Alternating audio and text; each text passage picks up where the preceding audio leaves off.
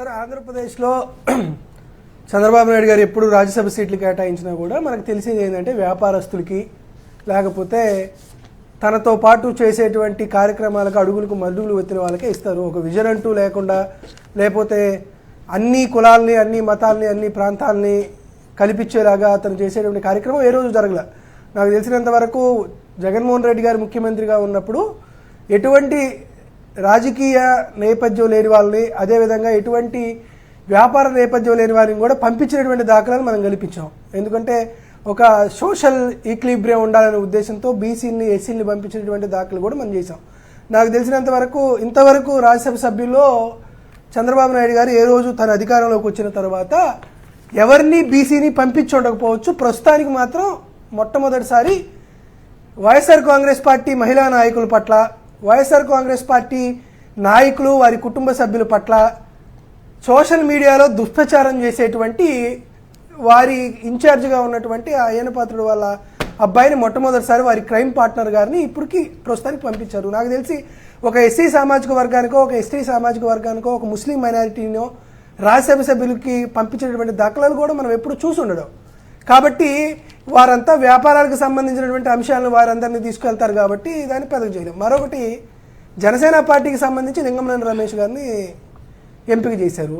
అసలు దాని గురించి వైఎస్ఆర్ కాంగ్రెస్ పార్టీ మాట్లాడడం పక్కన ఉంచితే వారు జనసేన పార్టీ ప్రెస్ రిలీజ్ చేసి సోషల్ మీడియాలోను పవన్ కళ్యాణ్ గారి ఖాతాలోను వారు అది పెడితే వారి సొంత పార్టీ కార్యకర్తలు లింగమనేని రమేష్ గారిని ఎట్లా తిడుతున్నారు, పవన్ కళ్యాణ్ గారిని ఎట్లా తిడుతున్నారు, ఎలా విమర్శిస్తున్నారు, ఏమైపోతుంది ఈ పార్టీ? పేరుకి జనసేన పార్టీకి ఇచ్చారు కదా, నాలుగోది కూడా తెలుగుదేశం పార్టీది అని వారి సొంత పార్టీ కార్యకర్తలు కూడా బాగా ఇబ్బందులు పడి గోల్ చేసేటువంటి సందర్భాలు మనం గమనిస్తూ ఉన్నాం. ఆంధ్రజ్యోతిలో అయితే రాధాకృష్ణ గారు చాలా గొప్పగా వెరైటీగా రాశారు. అసలు నేను ఆశ్చర్యపోయా.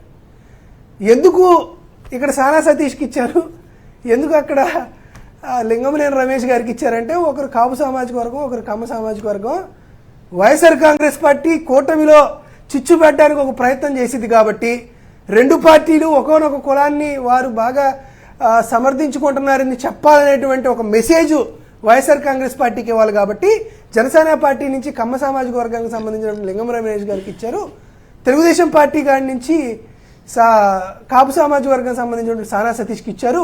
ఇది వైఎస్ఆర్ కాంగ్రెస్ పార్టీకి చెక్ పెట్టడానికే ఇచ్చారనేటువంటి ఒక మరి కామెడీ వార్త ఒకటి రాస్తారు. తెలుగుదేశం పార్టీనో జనసేన పార్టీనో ఎవరికో వారికి సంబంధించినటువంటి వ్యాపార సామాజిక వర్గాలకు సంబంధించిన వ్యక్తులకి మీరు సీట్లు అమ్ముకుంటే మాకు వచ్చినటువంటి నష్టమైంది, వైఎస్ఆర్ కాంగ్రెస్ పార్టీకి వచ్చినటువంటి నష్టమైంది. మీరు ఎవరికి ఇచ్చినా కూడా అసలు మాకేం అవసరం, మీరు విడిపోతారో కలిసి ఉంటారో మీ గురించి మేము అసలు మాట్లాడేటువంటి సందర్భం లేదు కదా.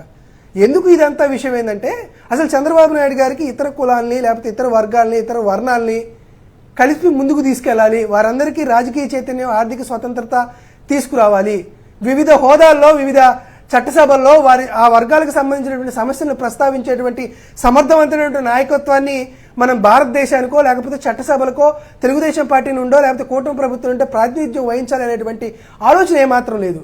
ఖచ్చితంగా రాజకీయ ప్రయోజనాల కోసమో లేకపోతే తనతో పాటు ఉండేటువంటి క్రైమ్ పార్ట్నర్స్కి రాజకీయమైనటువంటి పదవులు ఇవ్వాలనేటువంటి ఒక అవకాశాన్ని ఈ రాజ్యసభ వేదికగా తీసుకున్నారే కానీ దాని ద్వారా ఈ రాష్ట్రానికి కానీ లేకపోతే రాష్ట్రంలో ఉన్నటువంటి ప్రభుత్వంలో కానీ ఏమన్నా ఉపయోగం ఉంటుందంటే సున్నా అని చెప్పాలి. కాబట్టి చంద్రబాబు నాయుడు గారు 1983 నుంచి తీసుకొని వస్తున్నటువంటి అంశాలకి ఇది ఎక్స్టెన్షనే కానీ మరొకటి లేదు. మీరు ఇందాక కూడా ఏదో చెప్పారు, మహిళలకి రిజర్వేషన్ ఇస్తారు